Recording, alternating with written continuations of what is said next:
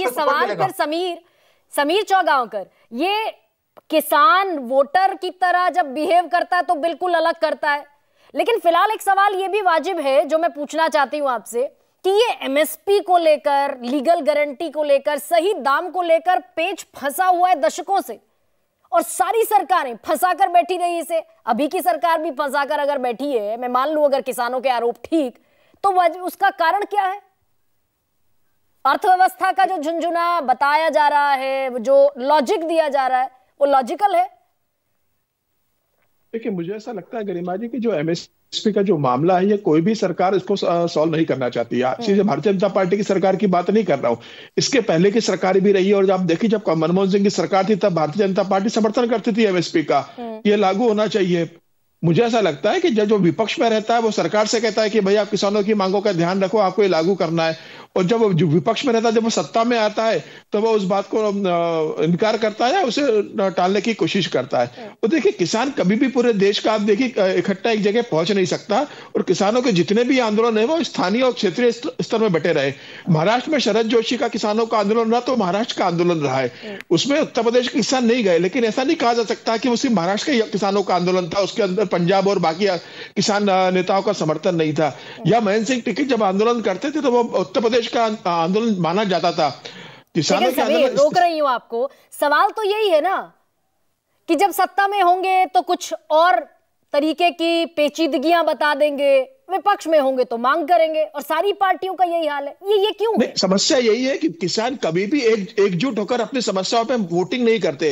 अगर आप महाराष्ट्र में देखेंगे तो राजू शेट्टी के स्वाभिमानी शेतकरी पक्ष है, वो खुद किसानों के बड़े नेता रहे, वो खुद चुनाव हथकंगले से हार गए, किसानों ने उन्हें वोट नहीं दिया, किसानों के नेता थे वो, उनके साथ अनशन पे किसान बैठे रहे। लेकिन जब वोटिंग का समय आया, जब वो चुनाव लड़े तो किसानों ने उनको वोट नहीं दिया। तो किसान अपनी समस्याओं को लेकर जब तक सरकार के खिलाफ एक बड़ा आंदोलन और वोट के रूप में तब्दील नहीं होंगे। अब देखिए जयंत चौधरी को देखिए, जयंत चौधरी किसानों के साथ थे, आज वो भारतीय जनता पार्टी के साथ चले गए।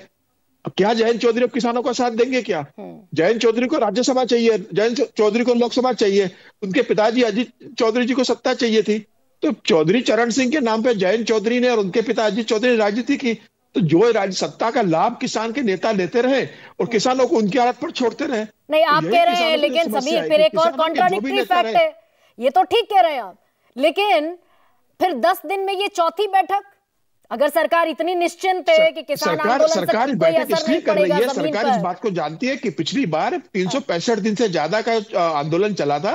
सरकार के परसेप्शन से सरकार की छवि बहुत खराब हुई थी इंटरनेशनल लेवल पे। अगर देखो, देश में देखो, विदेश में देखो, मीडिया में चर्चा चली, मोदी सरकार की छवि पे असर पड़ा था इस बात को कि प्रधानमंत्री मोदी का प्रशासन एक किसान आंदोलन को 1 साल से हैंडल नहीं कर पाया।